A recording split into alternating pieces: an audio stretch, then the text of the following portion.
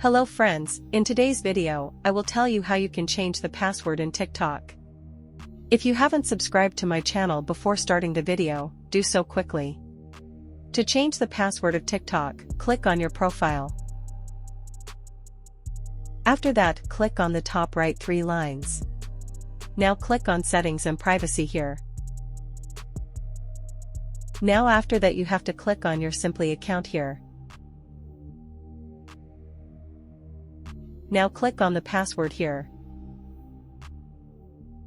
Now wait for a second here, a code will come on your mobile number or email.